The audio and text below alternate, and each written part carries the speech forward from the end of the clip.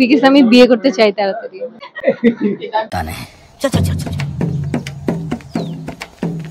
गाड़ी स्टार्ट कर चल चप्पल छूट गया हम फास्ट गाड़ी चला আসসালামু আলাইকুম সবাইকে। আজকের ভিডিওটা অনেক ইন্টারেস্টিং হতে চলেছে, কারণ আমি আজকে কিছু মেডিকেল স্টুডেন্টের কাছে যাব এবং আমি তাদেরকে জিজ্ঞাসা করব যে তারা এমবিবিএস প্রফেশনটা কেন চয়েস করেছে এত প্রফেশন থাকতে। তো শেষ পর্যন্ত অবশ্যই দেখো, অনেক ভালো লাগবে।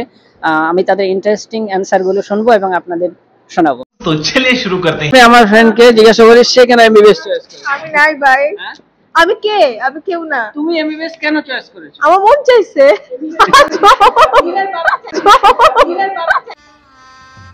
गजब बेइज्जती है। এবার আমি আমাদের অনার্স স্টুডেন্ট আমাদের সিমুল ভাইকে জিজ্ঞাসা করব সে কেন এমবিবিএস চয়েস করেছে।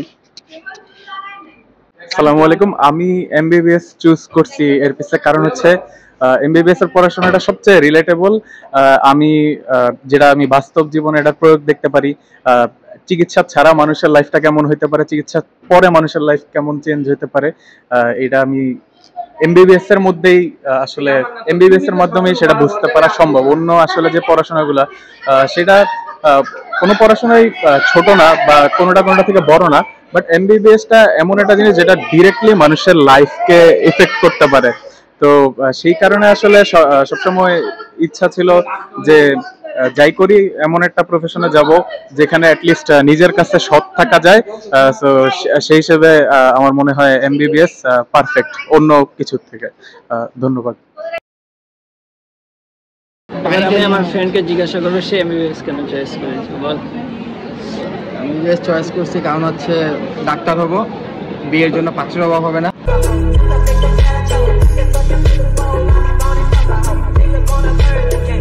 ভালো মেয়ে পাবো, দেন হাজব্যান্ডের দুজনে জব করবো, 2 হাত দিয়ে টাকা ইনকাম করবো, আর হচ্ছে বিন্দাস লাইফ স্পেন্ড করবো। That's it. पैसा ही पैसा होगा। তো আমি মারুফকে জিজ্ঞাসা করবো মারুফ কেন এমবিবিএস চয়েস। এমবিবিএস চুজ করার নিজের কোনো ইচ্ছা নাই, বাবা মার ইচ্ছায় চুজ করছি। তো আলটিমেটলি নিজের তো কোনো স্বপ্নই নাই, এমবিবিএস পার্সোনাল। পড়াশোনা তো অবশ্যই এখন দেখছি ভালোই করছো। এখন যেহেতু ভর্তি হয়ে গেছি তো পড়াশোনা তো চালিয়ে যেতে হবে, কিছু করার নেই। তো মারুফকে অসংখ্য ধন্যবাদ। बुरा लगता है भाई, आप लोग भी जानते हो। বিসমিল্লাহির রহমানির রহিম।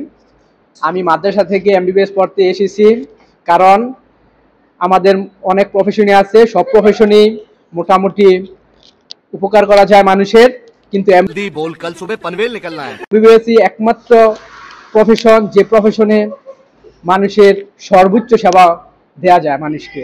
কারণ মানুষ একটা শেষ পর্যায়ে যখন তার শরীরের কন্ডিশনটা, শরীরের অবস্থাটা তিনি উপলব্ধি করেন যে আমার শরীরের অবস্থাটা এখন নর্মাল নাই, আমাকে একটু ট্রিট নিতে হবে, তখনই একজন ডাক্তারের কাছে বা একজন ফিজিশিয়ানের কাছে মানুষ যায়। আমি জানি না, আমি কনফিউজ। এটা আমার প্যাশন ছিল।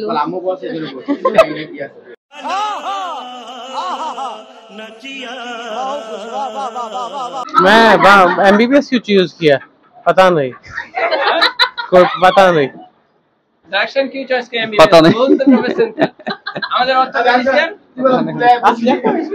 किसी को पता नहीं एमबीबीएस क्यों चॉइस किया। देखा आपने लापरवाही का नतीजा है। রিমো, এত প্রফেশন থাকতে মেডিকেল প্রফেশনটা তুই কেন চয়েস করেছিস? কারণ আমি মানুষকে হেল্প করতে চাই, এটাই।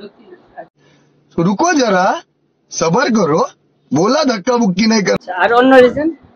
আর অন্য রিজন, আমার আব্বু আম্মু মানে আর কি তারা প্রথমেই ভাবছিল, বিয়ের সময় তারা ভাবছিল যে তারা 2টা বেবি নিবে, 2টা বেবি ওনারা ডাক্তার বানাবে। এটা হচ্ছে কি তাদের মানে প্রেমের সময় বলছিল, তো ওইটাই আর কি, মানে এখন ওইটার জন্য আমার মেডিকেলে ঢোকা, আর কিছুই না।